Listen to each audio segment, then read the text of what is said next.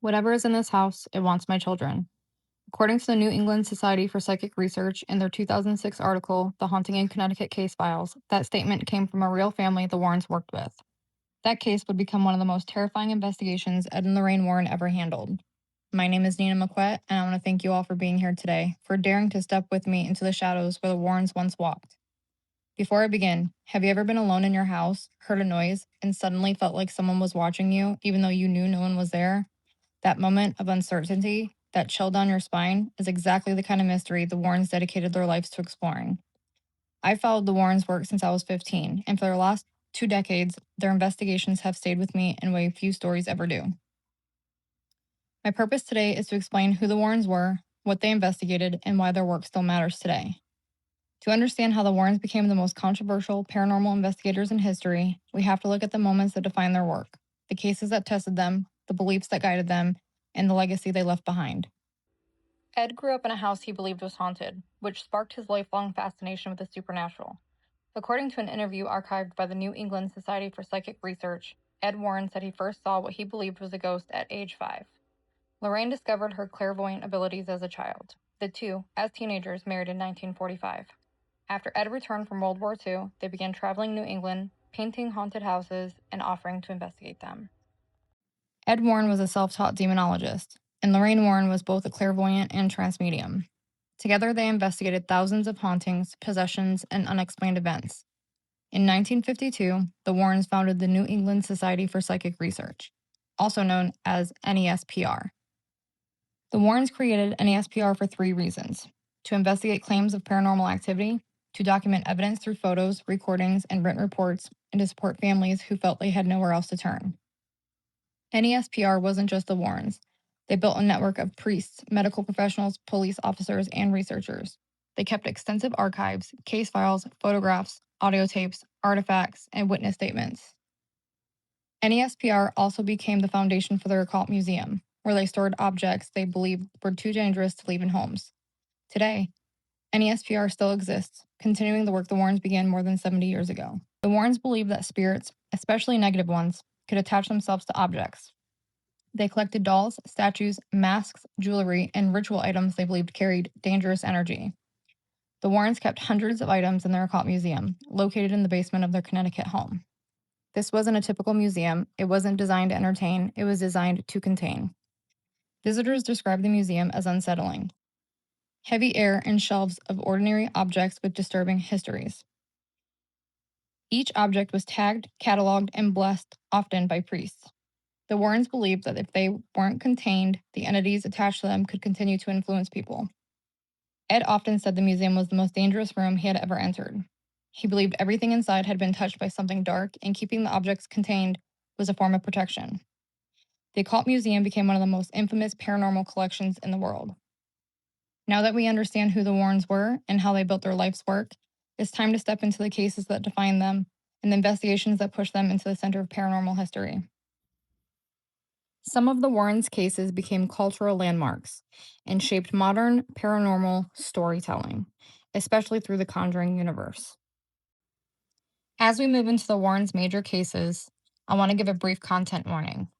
These next stories involve real families, documented hauntings, and events that some viewers may find disturbing. Annabelle is one of the most widely discussed objects the Warrens ever encountered. Annabelle wasn't porcelain like in the movies. She was a simple Raggedy Ann doll given to a nursing student named Donna in the early 1970s. At first, Donna and her roommate Angie noticed small things, like the doll's arms or legs would be in a different position. But the activity escalated quickly. They began finding handwritten notes on parchment paper with messages like "Help us" and "Help Lou." Their friend Lou claimed he woke up unable to move, with Annabelle sitting on his chest and deep claw-like scratches appeared on his torso. Lorraine said she immediately sensed something inhuman attached to the doll. Not the spirit of a child, but something pretending to be one.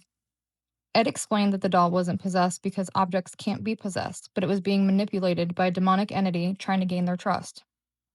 The Warrens took Annabelle with them, and during the drive home, Ed said the car's brakes failed repeatedly until he sprinkled holy water on the doll. Annabelle is sealed in a specially built glass and wood case with a sign that reads, "Warning, positively do not open." According to the Warrens, the doll continued to cause problems, including one visitor who mocked Annabelle, tapped on the glass, and later died in a motorcycle accident. Annabelle remains one of the most haunted objects in the world. Amityville became a cultural flashpoint, a case that ignited a national debate about what people considered real. In 1974, Ronald DeFeo Jr. murdered his entire family in the house. A year later, the Lutz family moved in and lasted only 28 days. They reported overwhelming activity, rooms that suddenly filled with flies, cold spots that moved through the house, and a shadowy figure with glowing red eyes. George Lutz claimed he woke up every night at 3:15 a.m., the exact time of the murders. When the Warrens entered the home, they said they immediately sensed a dark, oppressive presence. During their investigation, a camera in the hallway captured what appeared to be the glowing eyes of a small boy. The Warrens concluded the house was infested with a demonic entity, and they warned that the violence of the murders had opened a doorway for something darker. Amityville became a global phenomenon, inspiring books, documentaries, and films that still shape horror today. The case known as The Devil Made Me Do It became the first U.S. legal case to involve a claim of demonic possession. It centers around the 1981 murder of Alan Bono in Brookfield, Connecticut. The man accused of killing him was 19-year-old Arnie Cheyenne Johnson, and what made this case famous is that Arnie claimed he was possessed by a demon at the time of the murder.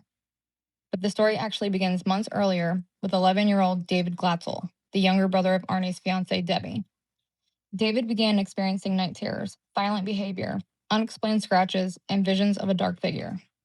The Glatzel family called the Warrens, who believed David was being tormented by multiple demonic entities. During one of the exorcism attempts, Arnie stepped forward and shouted at the entity to, and I quote, "Take me instead," end quote. According to the Warrens, that moment allowed the demon to transfer from David into Arnie. In the months that followed, Arnie began having blackouts, mood swings, and visions. During a heated argument with Alan Bono, Arnie suddenly snapped. Witnesses said his eyes looked strange and he moved as if he wasn't fully aware of what he was doing. After the stabbing, Arnie told police he had no memory of the attack. His lawyer attempted something unmatched, a defense based on demonic possession. The judge rejected it, but the case exploded in the media, and the Warrens stood by their belief that Arnie had been influenced by a supernatural force. This case later inspired The Conjuring 3. According to court reporting from the Washington Post on the 1981 Devil Made Me Do It trial, the Warrens insisted the case involved genuine demonic possession.